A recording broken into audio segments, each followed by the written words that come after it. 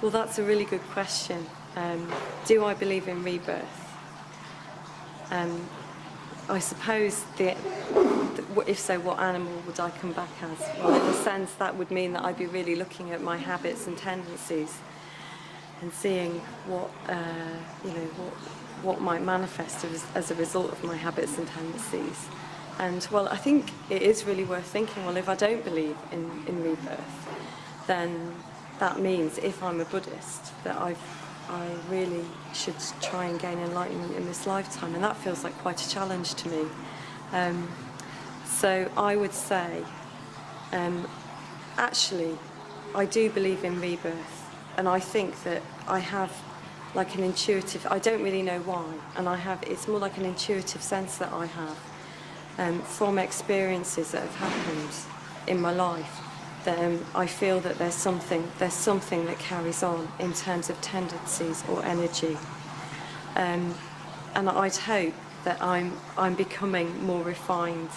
I'm sort of refining my tendencies and becoming more kind and more aware in my habits, and that's going to lead me to a better rebirth. That I'm going to be a better person. I'm not sure about being an animal. I think if I was an animal, I'd want to be something with red hair. I think I'd relate very strongly.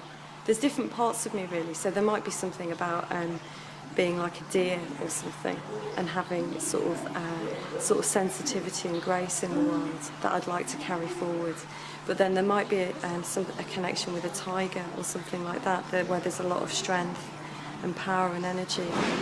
So it's quite an interesting area for me, that whole area actually, of animals. But I probably won't come back as an animal. I hope that I'll kind of continue in the human realm really. I hope my consciousness will continue to develop into higher states. And it does, yeah, it's challenging really, that whole area is challenging in terms of, well, if I don't believe in rebirth, then I have got to get enlightened in this lifetime and gain insight in this lifetime, and that feels too much for me actually. I feel like I can aim for insight. You know, I can aim to maybe break the first 3 fetters. A fixed self-view, doubt and indecision, and dependence on rites and rituals. But, you know, that's what I'm going to be working with throughout this lifetime.